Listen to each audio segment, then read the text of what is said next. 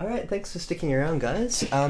So this is the third stream that I'm doing this morning, and we're going to be working on Nick of Night's part 5 story of his future science fiction noir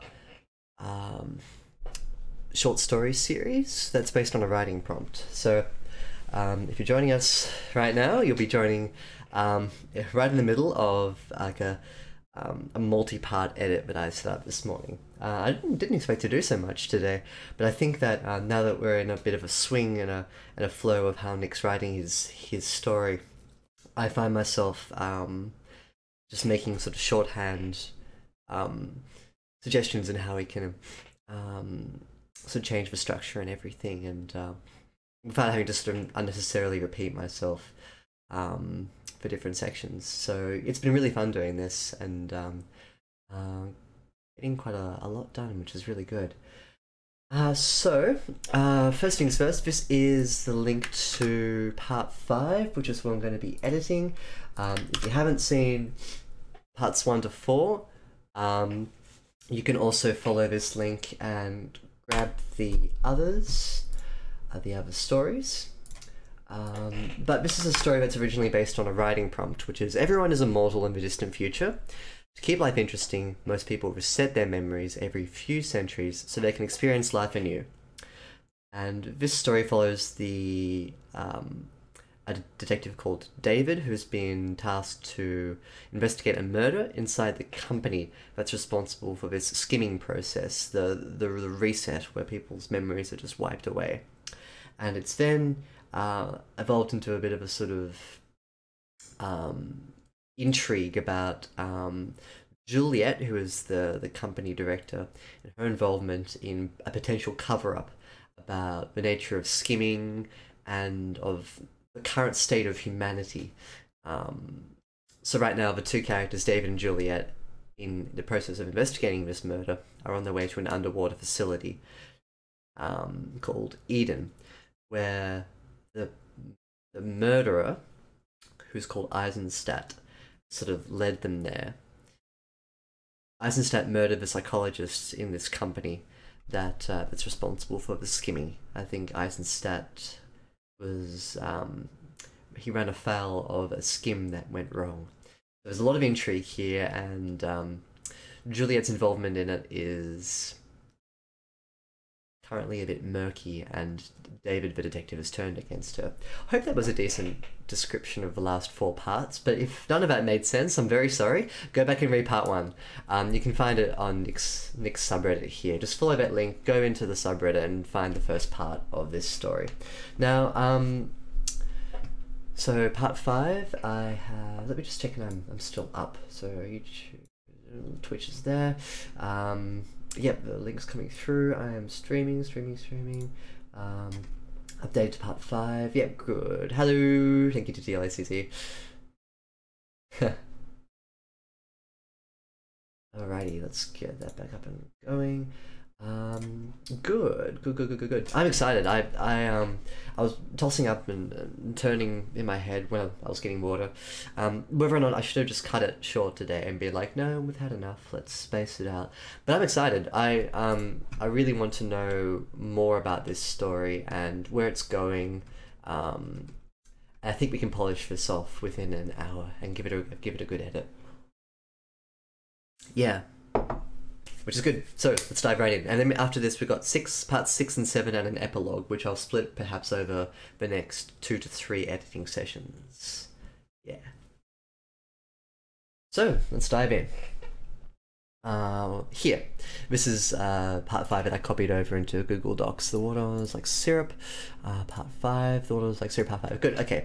Excellent. 250. Suggesting. Alrighty. The water of the plagued ocean is like syrup, and each stroke I take is an intense exertion. Every movement, my arms and legs scream in protest. I wonder how the hell Juliet's coping. I keep my flashlight locked on her the best I can at any rate. She's still a few feet in front. I feel the gun holstered around my waist bite into my skin, and it's somewhat reassuring, although in this water a bullet won't go far. Ahead, far above us, the peak of a domed structure shines a radiant orange, luring us in like sailors to a siren's song. Very good, very good. I'm gonna read through a little more and then find a place to stop, perhaps at this line here. For a moment, I let my mind wander to the immense pressure of the water around me. Only a thin layer of nanopoly stops our lungs from being crushed like beer cans under a boot. Juliet suddenly darts back, bubbles stream out from her mask. She waves her arms around as if she's caught in slow motion. Something's terrified her. Then I see them. The two blood diamonds smouldering in the water to our right, moving rapidly towards us, growing. I reach for my gun, but I'm too slow. As the creature brushes past us, we're pushed down by a violent current, almost to the ocean floor. The dark body of the creature must be huge to cause such turbulence. I steady myself and grab my pistol. I make slow, searching arcs. It takes me a moment to spot the red eyes again. Good question to the LACC. Is this gun waterproofed? I sure hope so. Maybe David will have to make a comment about that back up here when he says it. I reach for my gun, but I'm too. No, where does he say that?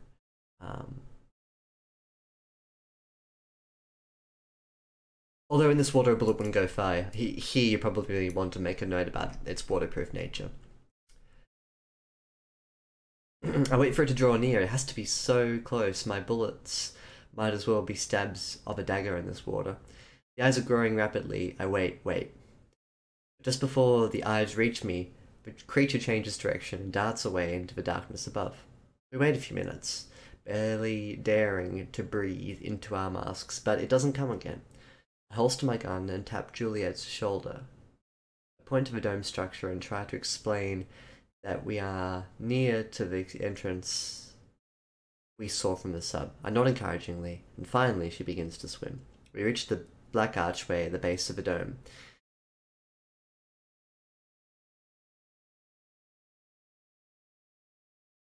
To its side is a metal plate.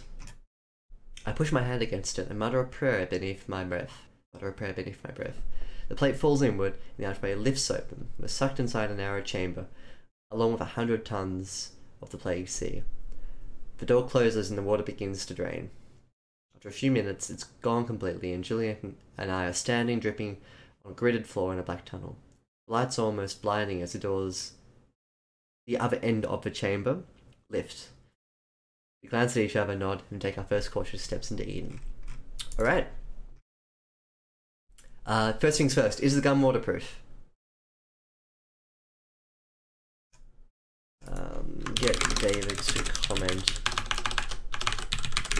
on the multi-environment nature of this gun. It needs to be water.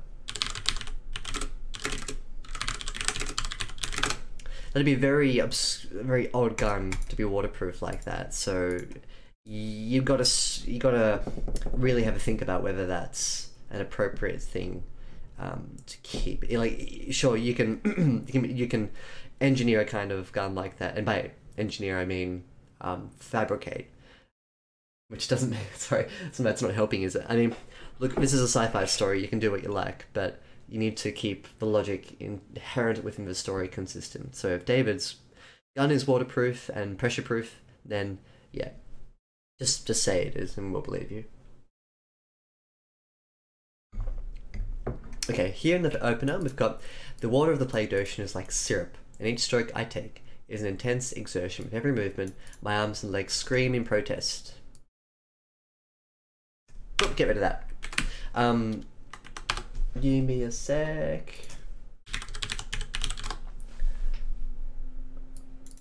This is a tautology. It's saying the same thing twice with different words. So, each stroke I take is an intense exertion. With every movement, my arms and legs scream in protest. It's a tautology. Yeah, generally not the best thing to do, because if you get rid of one of them, it's just as strong. So it's cutting down on unnecessary words. And I like this because it demonstrates that tells. So this is a show, that's a tell. Ah, that's a neat tautology there. One half needs to go, the other needs to stay. Keeping the same paragraph. I feel the gun holstered around my waist bite into my skin can be rephrased as around my waist the gun bites into my skin.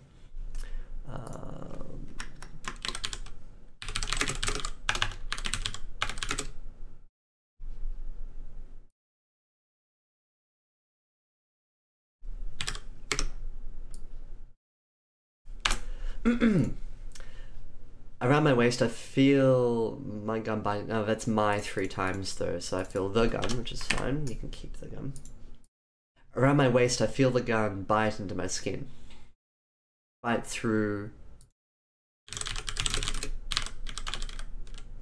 the wetsuit into my skin, and somewhat reassuring. Now, why did I change this around? Partly to keep the sentences from starting with I all the time. I wonder how Juliet's doing. I keep my flashlight. She's still a few feet. I feel. Occasionally it's just good to not start a sentence with I. Around my waist I feel the gun. So you're starting at a location. That's fine too. Although in this water the bullet won't get far. Full stop. Explain how the gun still works. A head far above us. The peak of its own structure shines radiant orange, luring us like sailors to a siren song. It's good. It's a good image. For a moment, I let my mind wander. Pressure, beak hands, good. It suddenly darts back. Fine, beak hands stream from her mask. Bubbles stream from her mask. I get rid of something something's terrified her. Through the veil of her mask.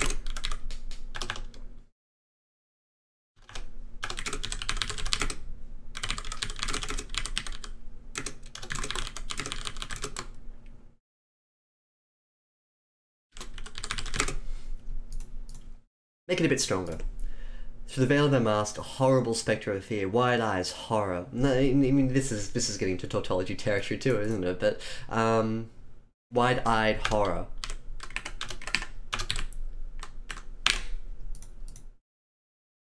Or even wide-eye horror. I never seen that before. That might be good to put in. Wide-eyed horror. But I see them, the 2 blood diamonds smouldering in the water to our right. Moving rapidly towards us, growing. LY? That's fine. Because if you take out the LY, you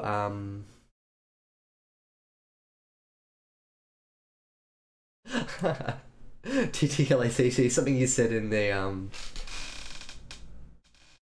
something you said in Jackbox got caught by Automod. Automod didn't allow your turn, but I will allow your turn.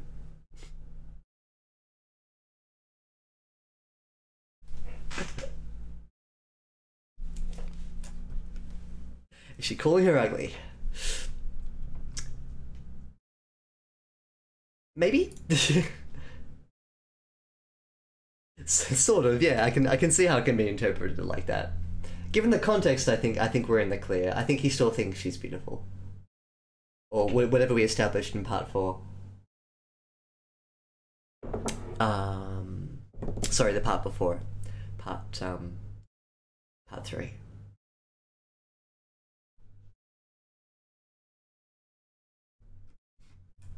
Wow, Automod is very sensitive about what comes up. Yeah, maybe it's the emotes, yeah.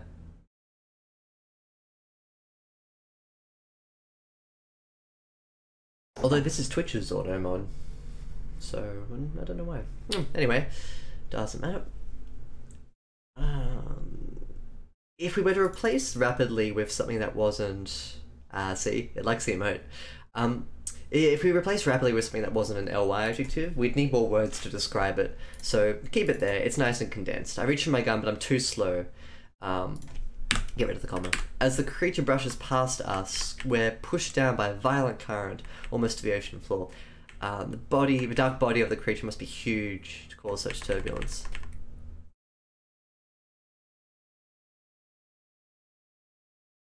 You can demonstrate this instead. So the dark body of the creature glides. No. So as the creature brushes past us, we're pushed down by a violent current. This is passive, so we're pushed down by a violent current, as opposed to a violent current pushes us down almost to the ocean floor.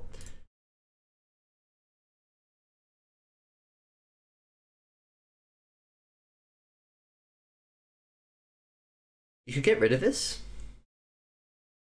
because this is kind of evident. So as the creature brushes past us, we're pushed down by a violent current almost to the ocean floor.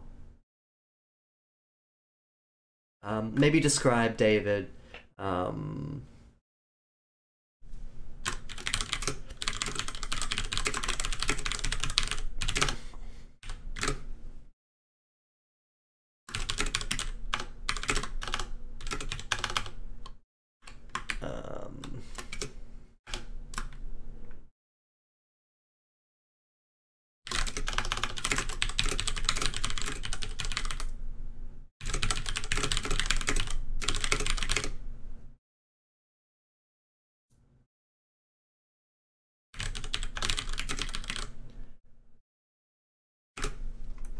something like that. I steady myself and grab my pistol. Reach for my pistol. Reach for or grab my pistol, fine. I make slow, searching arcs. It takes me a moment to spot the red eyes again. I wait for it to draw near. You can... I'm okay with the profusion of eyes here because we're kind of in the middle of an action scene. Ditto for the passive voice here.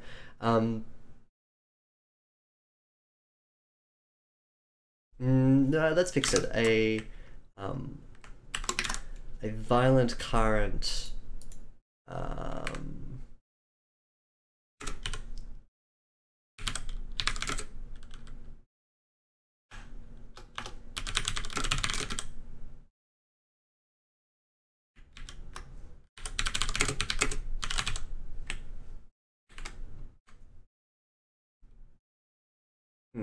Yeah, I think switching it from passive to active. When you're writing a scene with lots of motion and action, you can be a bit more crisp and concise with your word choices. You can be a bit more forgiving with the profusion of pronouns too. But maybe writing it in the active voice helps a bit better with the flow. That might be a better thing to suggest, I think. As the creature brushes past us, a violent current pushes us down almost to the ocean floor.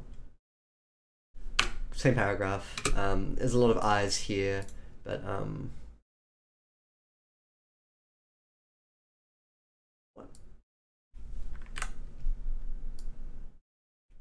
just get rid of that entirely.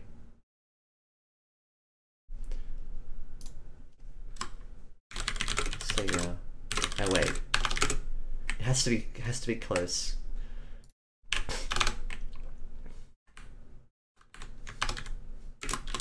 These bullets.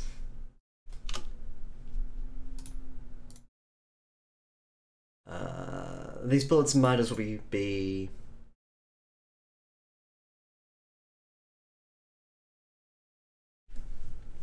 these bullets might as well be the stabs of a dagger in this water. I think that's okay.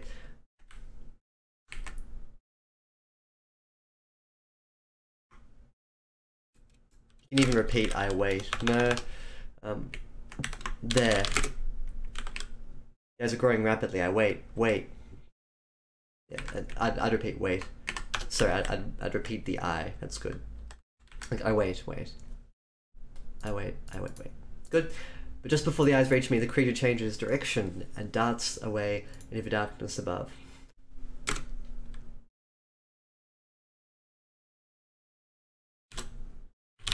Nothing now. We wait for a few minutes, barely daring not to breathe, or daring to breathe into our masks. Barely daring, I think. Oh, it's okay. Barely daring, yeah. It sounds nice. Barely daring, but but it doesn't come again. I holster my gun and tap Juliet's shoulder.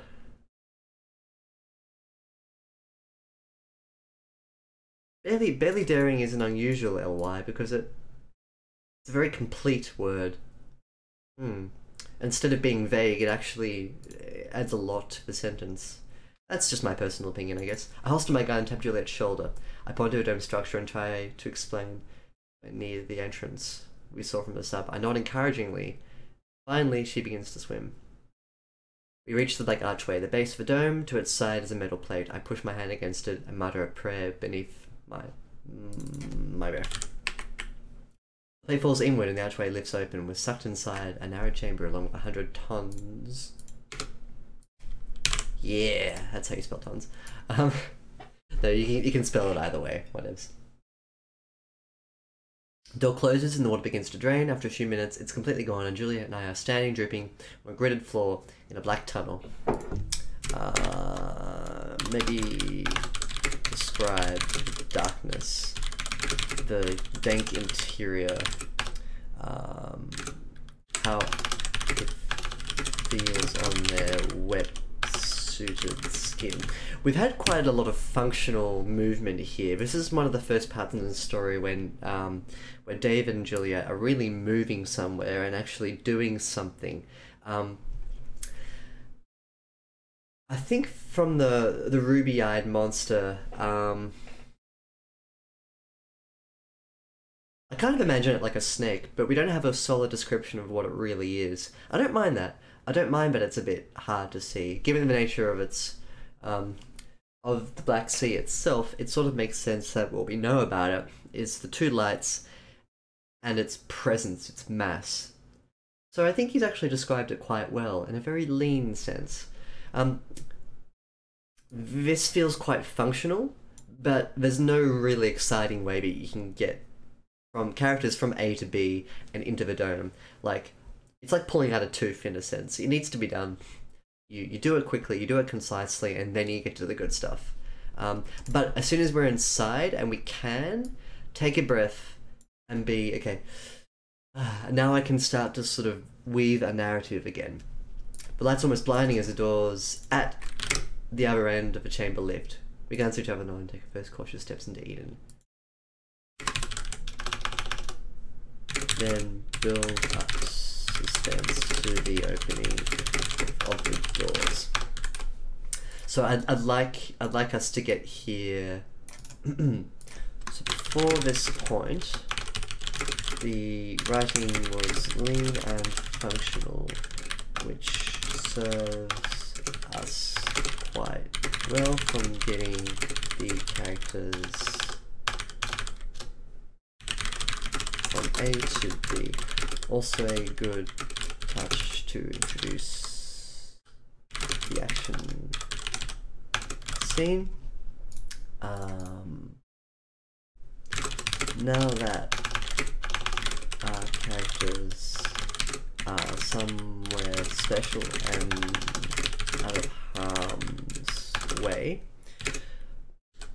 it's time to flick back into a more ornate descriptive mode and weave the narrative a little stronger in the lead up to them actually entering Eden. So I want more scenic grounding, what it feels like, how the characters deal with their relative safety, aside a moment to recover. How's Juliet coping?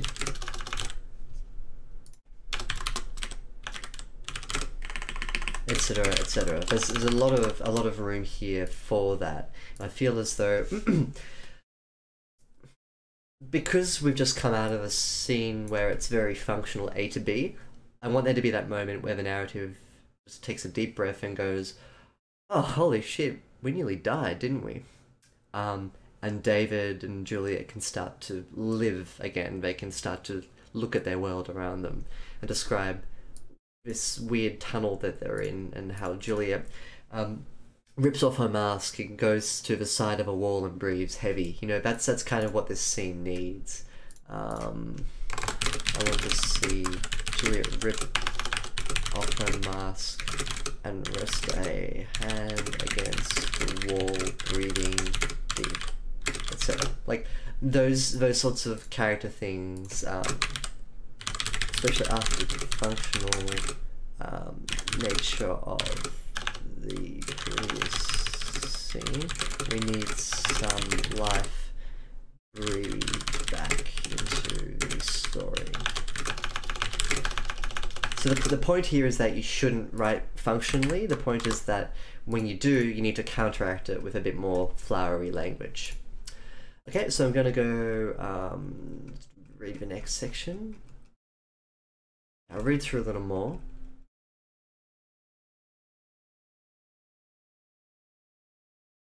So here we go. So Juliet rips off her mask and peels back the hood of her suit. Okay, so I sort of second-guessed myself here. What the hell was that thing?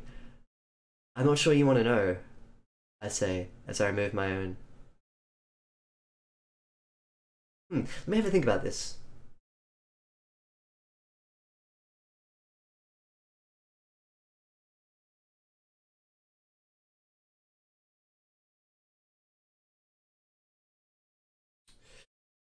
I'm going to read through more and see if this is actually relevant anymore. Juliet rips off her mask and peels back the hood of her suit. What the hell was that thing? I'm not sure you want to know, I say as I remove my own. Nothing could survive down here. I mean, nothing. That water is toxic as hell. Sure, I say. That's it? Sure. We almost got devoured by a mutant sea creature that shouldn't exist, and I don't think it was a creature, I interject. Juliet's brows furrow. Excuse me? I don't think it was alive exactly, and I don't think it wanted to hurt us. If it had wanted to, we'd both be dead. You mean it was a machine? I nod. Yeah, a scout or some type of surveillance. It might have even been our first run-in with Ex Nihilo, or at least part of it. I don't understand. Nor me. Not yet. A neon light at the apex of the dome caresses the city in front of us, drenching it in an orange fuzz. The light gently reflects off the pristine white tiles beneath us. Every organism has a niche environment, says TTLACC. Yeah, 100%. It could be one of those weird deep-sea creatures, couldn't it? It's carved out its own home in the toxic sludge.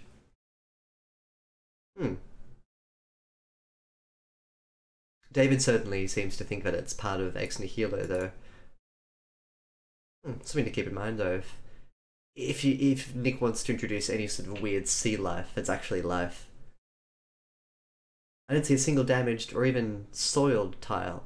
In the distance are massive, homogeneous structures that look a little like warehouses. Tiny blue lights suddenly come to life either side of the tiles we're standing on, as if they're designating a path.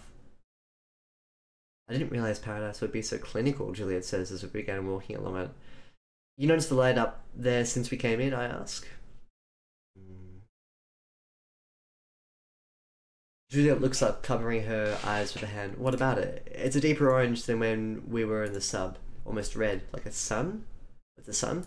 Makes sense for this place to have a day-night cycle, I muse. A lot of people must have worked here at some point. I doubt they'd be doing daily trips back to the surface.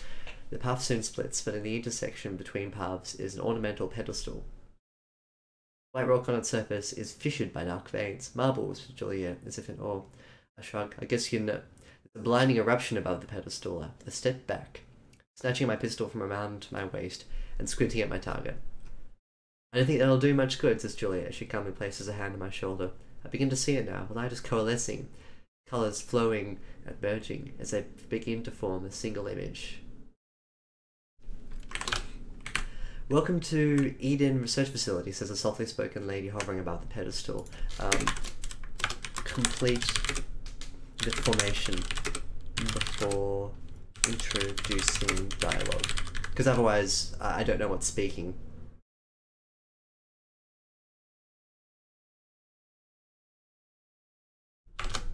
She has long blonde hair and there's a halo of light around her. Her body flickers as her arms spread wide. If you're part of the Human 2 initiative, please check in at the Delta Q reception.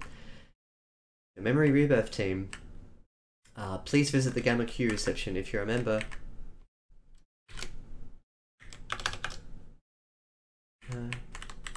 If you're Memory Rebirth team,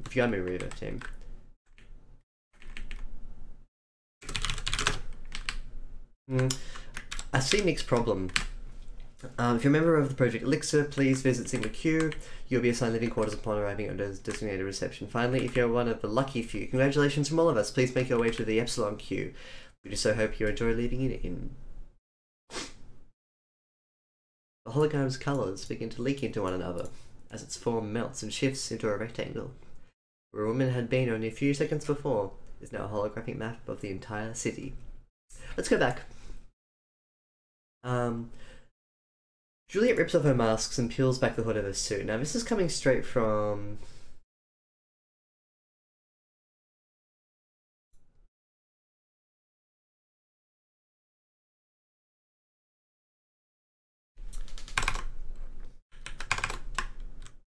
having just read the next section's opener, I kind of...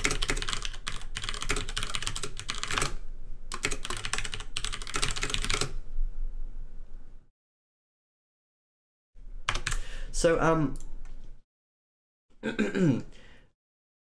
look, in this case,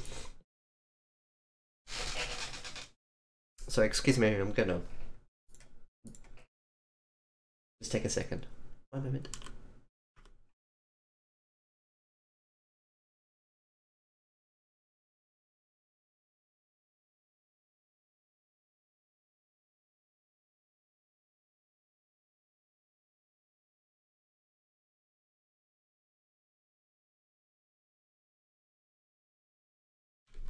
Okay, thanks for waiting. This is something I may have to think about a little deeper after the edit, but there's Nick's style of writing is sort of what I want to see happen. There's this functional section here, and then there's this personal section here. Now, I sort of feel like the point at which it bleeds between one to the other needs to be a little bit earlier. So, so for example, he cuts. It's instead of this, after a few minutes, it's gone completely black. And then the doors open, and then they're in Eden. Then we get the personal thing. I sort of want the personal thing to come earlier, before they step into Eden.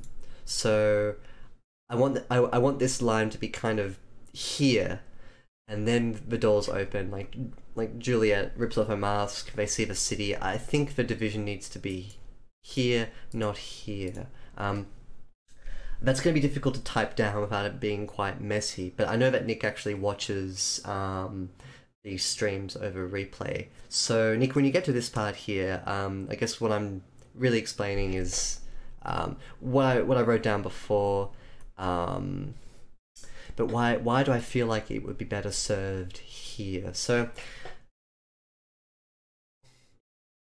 I think when you have that piece of functional writing that takes us from A to B, the quicker you can end it and introduce character life back into the scene, the better. And I think that the best way to do it would be to just move this division a little higher up, so that instead of having the light come on and welcome to Eden, it's they're in this darkness, and then the light comes on, and then there's this sort of a bit of a bleed section where they're still in the containment cell, and then Juliet rips off her masks, recovers. Holy shit, what was that? What's going on? David says, yep, it's probably machine, that's fine. Then here the doors open. So almost got devoured. I don't think it was scripture, excuse me. It was a machine, I know it as part of it. Here we go. So then here, what I want to see happen is now, at this point,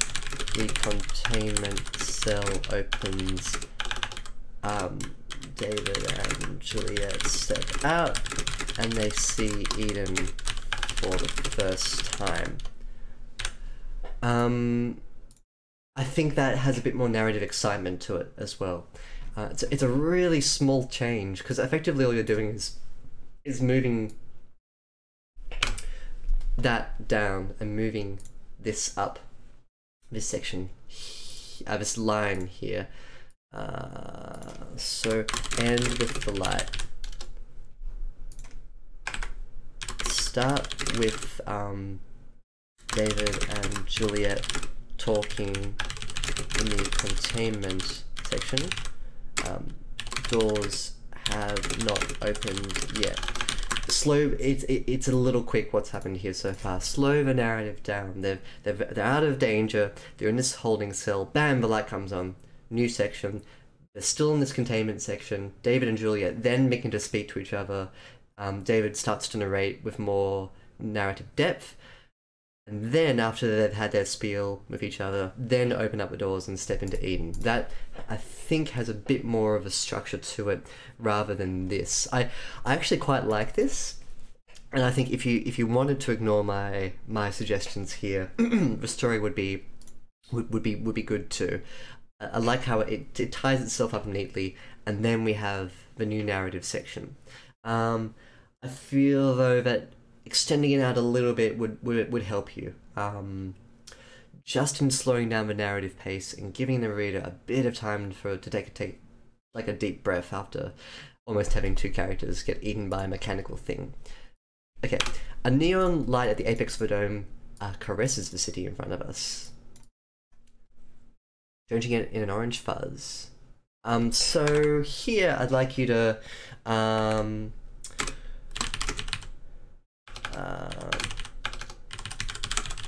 good opportunity for David to make the comment about the visual. What am I trying to say here? So it's a city, but they're walking on tiles. So is it a city or is it a self-contained facility? Because I kind of got these two images in my head. One is kind of like a bubble utopia, with like grass and streets and roads and city. That's a city, and then it's contrasted with white tiles, so it makes me think that it's partly a research facility with different sections. City is a confusing word here, and I think it might be best served to change it slightly. No, I think I don't think it was a creature, I interject. Juliet sprouts furrows. Excuse me? I don't think it was alive exactly, and I don't think it wanted to hurt us, even if it wanted to. You mean it was a machine? Yeah. So that's why I thought it was mechanical, TTLACC. I originally thought it was something like an anglerfish too, except the ruby eyes and the force of it made me think that maybe it's not biological. I think certainly Nick never assumed it was. I never assumed after the eyes and the force of it, I assumed it was a mechanical thing. That's interesting that you thought it was an anglerfish. I think it's actually okay to have that confusion up here, but I think David clears it up with his perception that he thinks it's a machine. Or part of X Nihilo. So I'm having a bit of trouble picturing this facility. On the one hand... Oh, okay. No troubles. On the one hand, I picture a sort of bubble dome thing, paradise with roads and grass, etc. But the white tiles underfoot make me think that it's more of an enclosed space / facility. So what to do?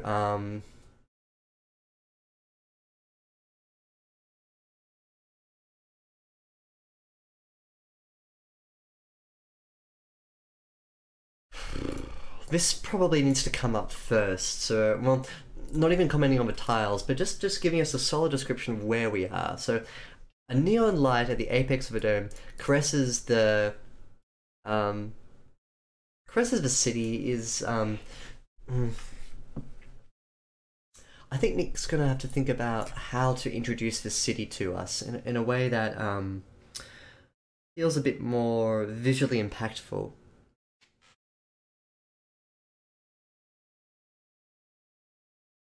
We've got tiles underfoot and we've got walls. Is it are we sort of inside a building?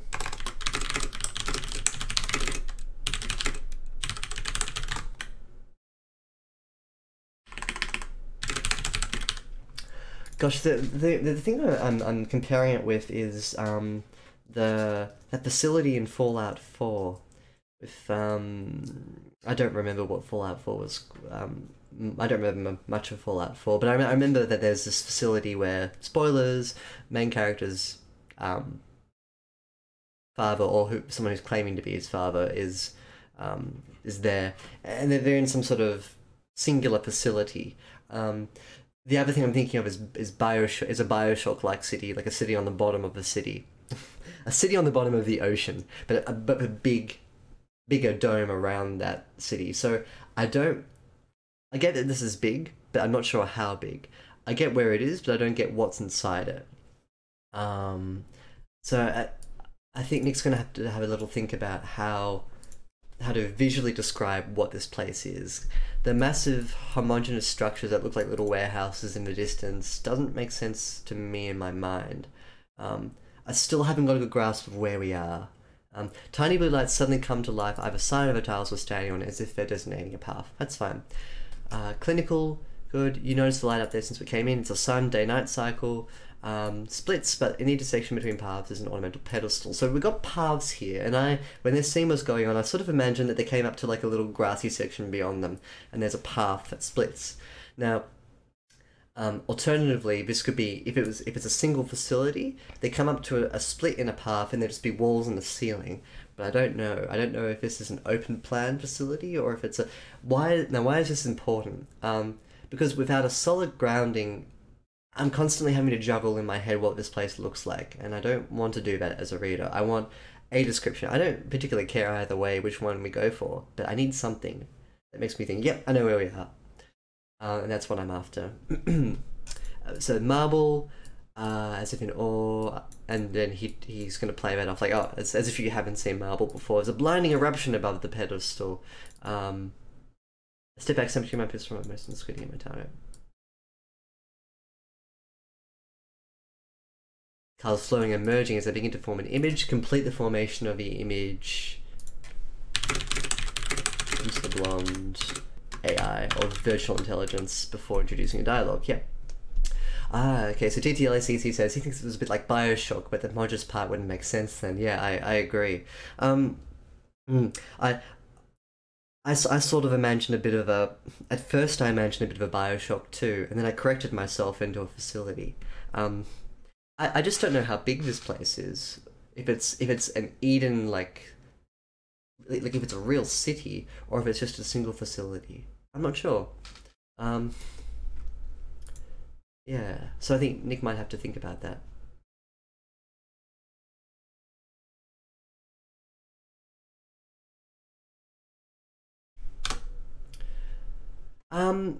What do I make of this?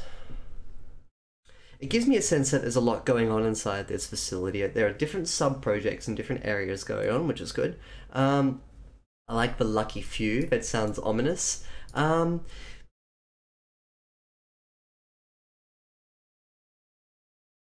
This is...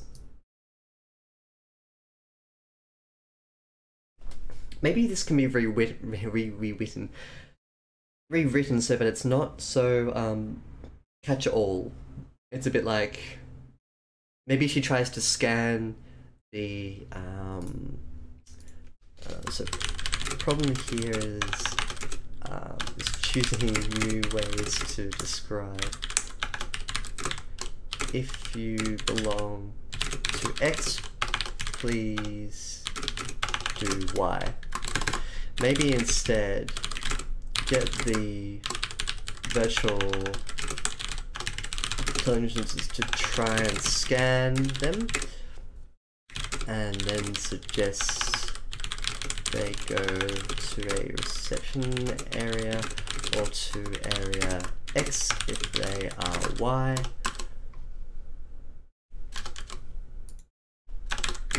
Just once for flavor.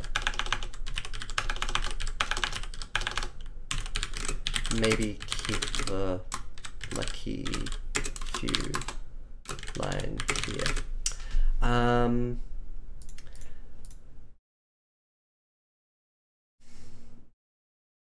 Because although it sort of gives an impression that a lot's going on, I think for a reader it's a bit too much of a primer. It reads like it's a bit too much of a primer, maybe. It's funny how it turned your lucky into this weird emoticon thing. Yeah, no ID badge equals get identified as a lucky few. Yeah, perhaps that could be really interesting too. I'll put that into the suggestions to TLACC. Or even better, get the VI to wrongly ID them as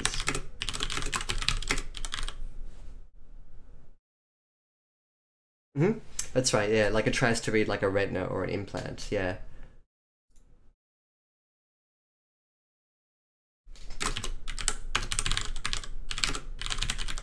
Good. That's a really great suggestion. I couldn't have thought of a better one myself. Yeah. Because Nick goes through and reads these and watches the videos back, he'll know that it's your idea.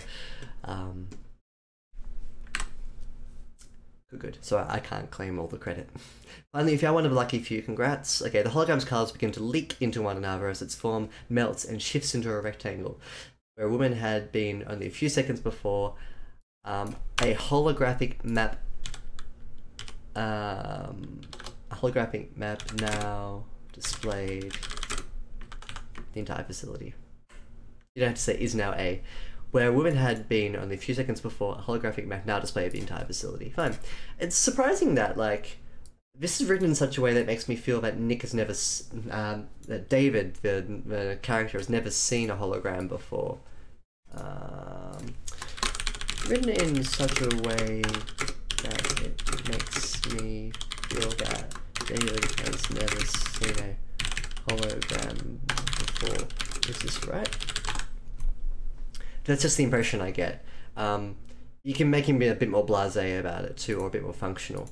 I turn to Juliet. I get why this place was called Eden. Lix's memory rebirth. I bet you this is where it all came from. Vector Coffin's step back. So research all began here. My father created the step back, Juliet says indignantly. Yep. Say for a moment that he didn't. That he just thought he created the technology. She lets out a frustrated sigh, even if it came from here, which I doubt. It doesn't explain why a research station was built underwater. You can ask Andrew Ryan why that happens. He could give you a lesson or two. Maybe they were doing something down here that they weren't meant to be doing. Human 2. I think Eisenstadt was right about this place being double quotation marks here. Was right about this place.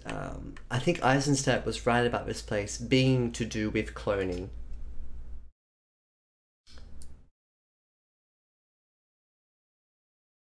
I think you can just get rid of it. It was right about this place. Full stop. He was right. Perhaps someone wanted to create a slave labor force and had to do it out of sight. Yeah, exactly. Yeah, at least. And actually, when I saw Eisenstadt, I first read it as Elizabeth. I thought, oh, that's another little Bioshock reference. It does have a Bioshock vibe to it, doesn't it? Yeah. That's like the perfect name for an elixir to rebirth. I'm sorry, for a plasmid. Oh, I miss Bioshock. I loved both Bioshock 1 and Bioshock 2. I know Bioshock 2 didn't get as much love as the first one, but and maybe rightly so, but oh man, the ending of Bioshock 2 is so good. I love it. It's everything that I think came together with the first two Bioshocks. I mean, we all remember how Bioshock 1 ended, and that was a bit underwhelming. But the way that 2 ends, it just makes you, yeah, it makes me a bit teary actually whenever I see it. I think it's a really emotional ending. I wasn't so in love with Bioshock Infinite. I tried to play it again recently, and it didn't resonate with me. I wonder why. Hmm.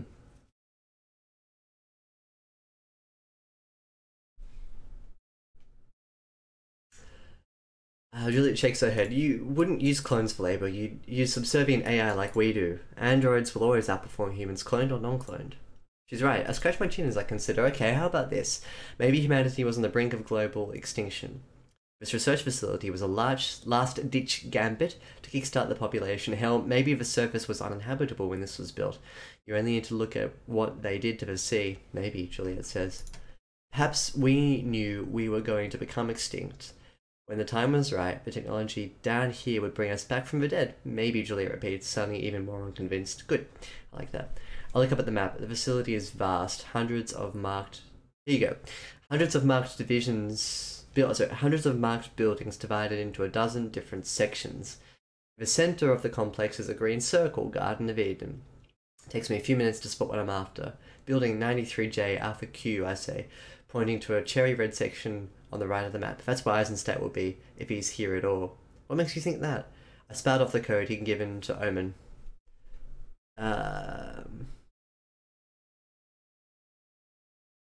Put a colon there. 2087 93J AQ 92 HSA.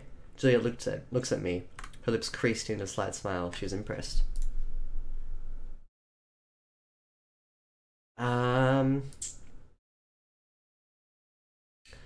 Before I said that there's convention in dialogue, but you have to spell out words as how they're written, not so you have to spell out letters how they're written, so not using numbers.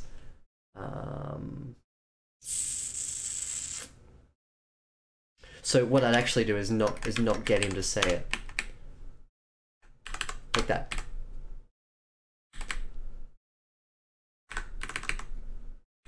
Well, what are we waiting for? She asks. Oh, that's it.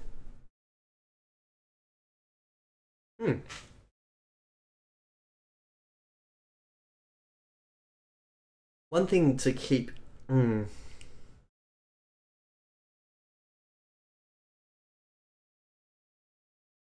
So one comment I'd like to make about the relationship between David and Juliet is right now in part 5, it seems like they have a lot more amicable... The relationship went from being Juliet-David to David-Juliet, and now it's kind of here, halfway. They're meeting in the middle. I don't know what's happened to change this, and I don't know if David's just getting sloppy with his prison watch, or like his prisoner watch. Juliet has been revealed to have killed the doctor in self-defense, she claims.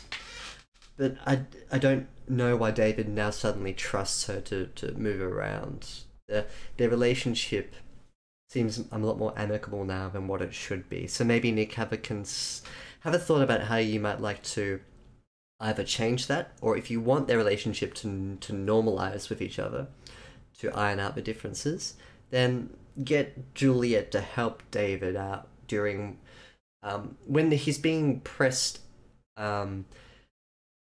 into the floor bed by that giant sea monster. Get Juliet to help him.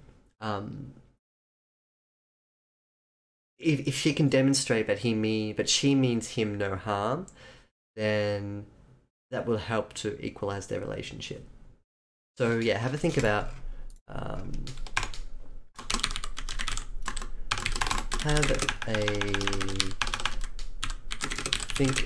the relationship between Juliet and David. It's a power relationship. Right now they're very amicable, whereas in the last couple of parts, David has been in control over Juliet. If you want there to normalize and reset the power balances to ensure that they treat each other with trust and respect, then maybe consider getting Juliet to help out David during the monster scene that establishes trust. If she wanted him dead, she'd have let him. die, for example. That's probably one of the things that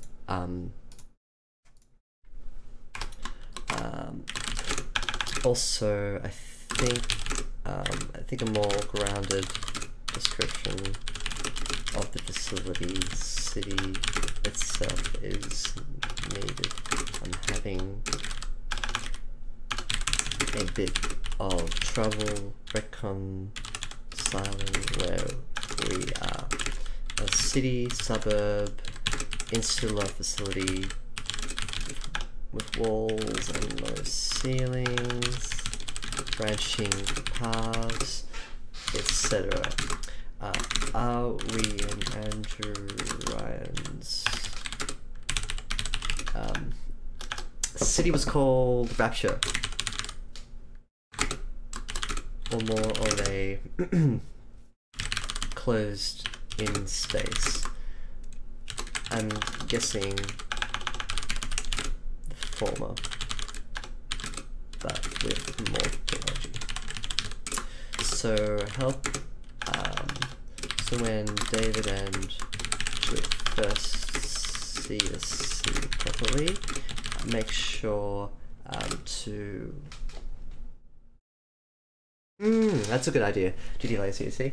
If there's something more threatening than each other, then they can defer whatever personal squabbles they have and just be like, hey, look, I don't trust you, you don't trust me, but neither of us trust that thing. So that's a really good suggestion. Let me just finish typing up that. So make sure to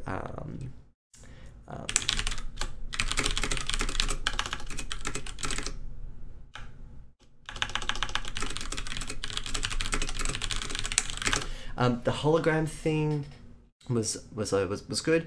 I think that can be fixed up a little bit.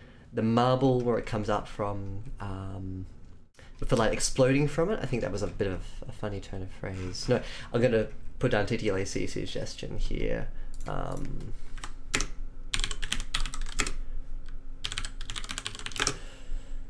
TTLACC suggestion of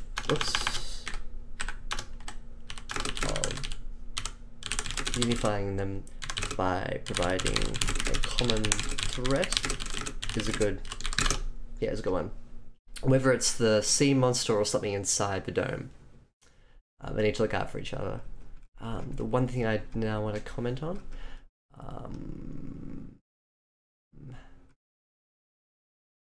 blinding eruption above the pedestal.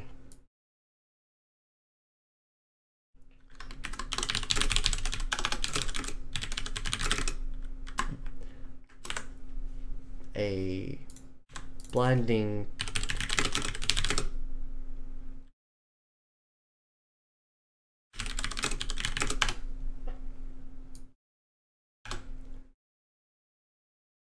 within the marble, a blinding pillar of light rises tall. It's not as good though. There's a blinding eruption above the pedestal. Also is a bit.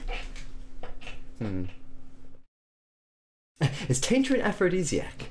If Hollywood has told me anything, yes. 100%.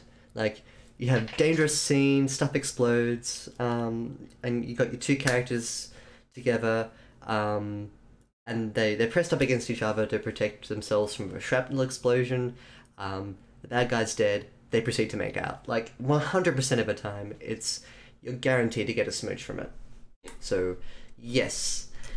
In reality, is it an aphrodisiac? Probably not. You're probably going to have like an hour of shock and maybe some vomiting, and a quiet cry, and then feeling like crap for an hour, and then, I don't know, maybe after that, you'll clean yourself up and be like, oh, that was fun, let's have sex. So maybe, or maybe not. Definitely not. No.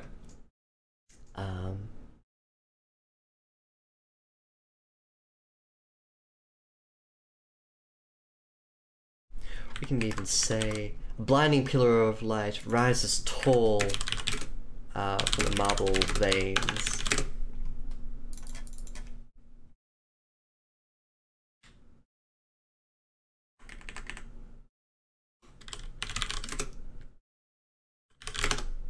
Rockets out. A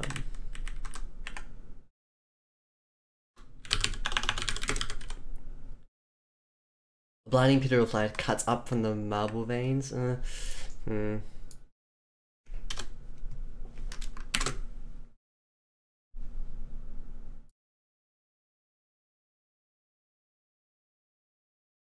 There's a blinding eruption above the pedestal.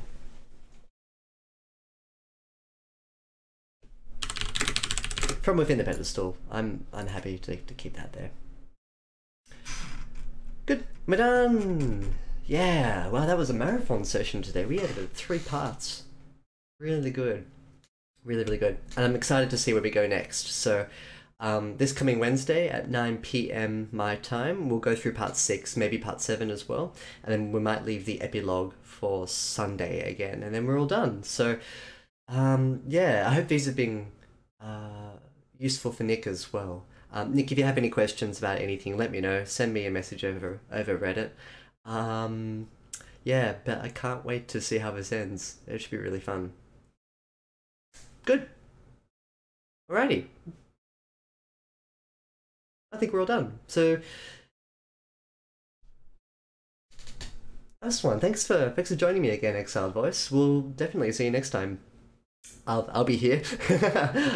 Can't start a stream without me. Yeah, I am too. It's a really fun story from Nick. Go and give Nick some love.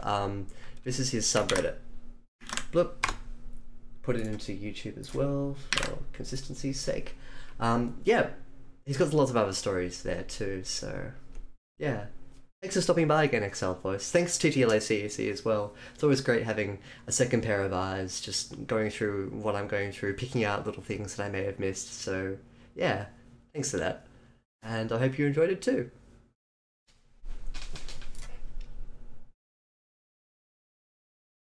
Yeah, I know he does. He's a lucky man. Let's have a look. I think, yeah, damn, he's got 8,000 readers. Whew. I'm very jealous. Yeah, but this is a really good example of building up your own little community. It also helps that Nick is the moderator of I think he's one of the moderators of the writing prompts forum, which is really popular on Reddit. Yeah, if I got that wrong, Nick, then my apologies. I just remember seeing the moderator tag beside you. But yeah, this is a good example of like building up your own community and updating it regularly with stories too. It can be really effective for sort of cultivating your own following. Oh yeah, he is cool. Yeah, I thought so. Yeah, no, it's a great way of doing it. So, shower him with love. Go and say hello. Love here.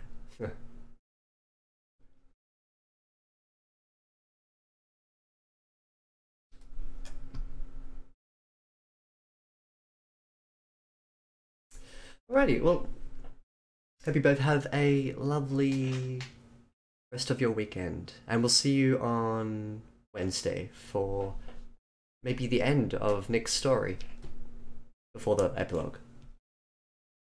So we'll catch you both later. Bye bye.